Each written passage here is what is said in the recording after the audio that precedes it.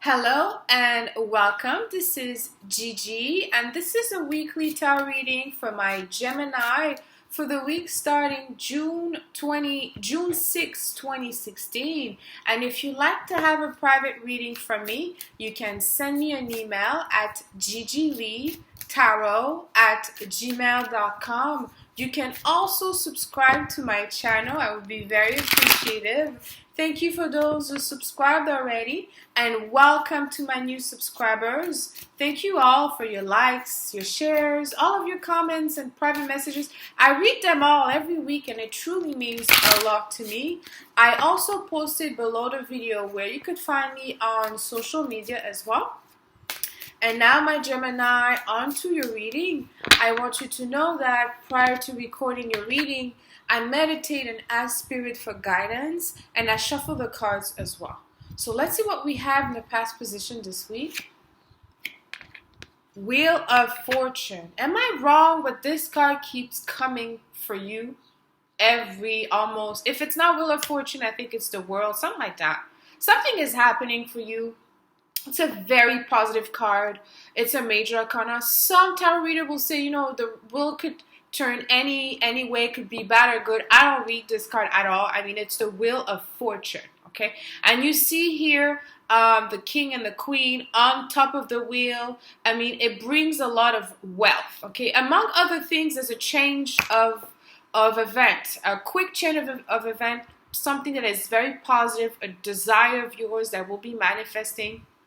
Okay, with that, when I pull the Wheel of Fortune, it's also, there's something also that you have to let go. There's some type of change that you have to do in your life. It could be a change of vision, a change of mentality, or a change of environment. But what it says coming in this week is there's a momentum that there's something that is coming up now. You're coming closer to a wish, a desire. Now maybe you have a path already laid in front of you.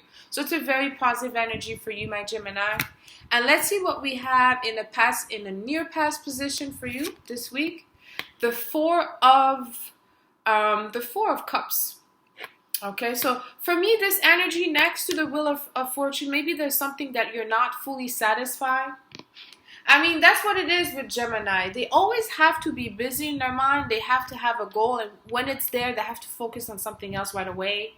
It's a third house. Third house is a house of, yes, communication, but also business and courage. Okay, so here, you had some, your fun is coming in into Three of Cups, which is having pleasure and having some type of enjoyment with our friends or social circle. And then the Four of Cups is giving you that, equilibrium where it's a four. So it's you having some type of foundation, but you may not be sure. You could have some type of doubts in your mind. I mean, Mercury is still in your 12th house. Although it's out of its shadow phase, or it's about to be out of its shadow phase as I'm doing this reading.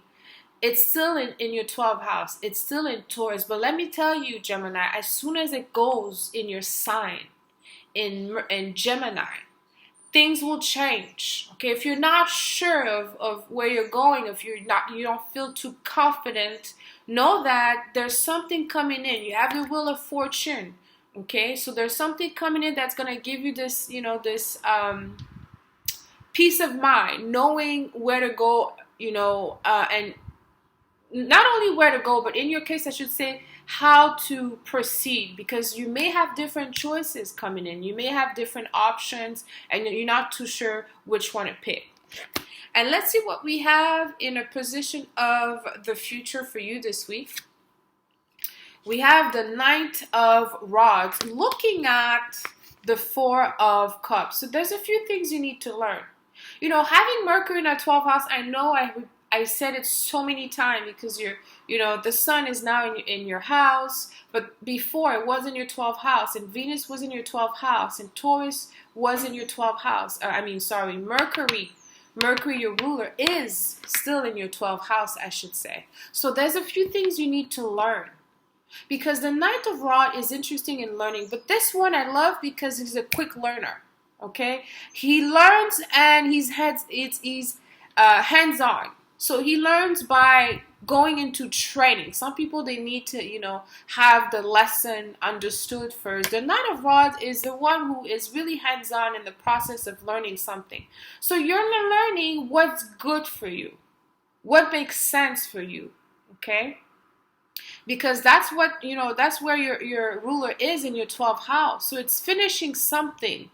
There's something in the way you think or how you see your future or how you go about your plan that has to change in order for you to access those things that you desire, those wishes that you want for yourself, to gain momentum, to have a good progression in your future. There's something that you have to learn.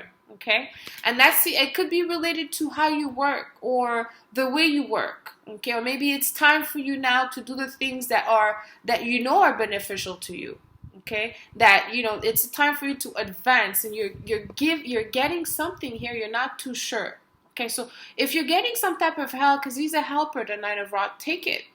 Take all the help that you could get. If someone is offering something, it's a time for you now to take that opportunity and learn from that. And let's see what we have in the position of the outcome this week. The Eight of Cups. Very interesting. Someone else got this card in the same position. So I guess you have to leave a lot of things behind. Again, you know, the 12th house is a last placement of the soul. Is where the soul goes to die. Okay? And death is the inevitable. We have death in our relationship. We have death sometime in other areas of life. Now you're leaving things behind. You're using your own will to make that change. You're not waiting for things to happen. It's not like the Four of Cups where something is coming in and you're not sure. Here is you knowing for sure that this is not what you want.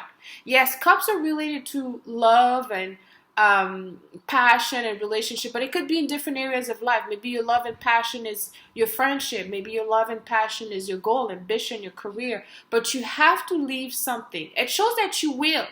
Okay, but remember, the only major arcana that you have is the Wheel of Fortune. So do the necessary to get that progression that you need in your life.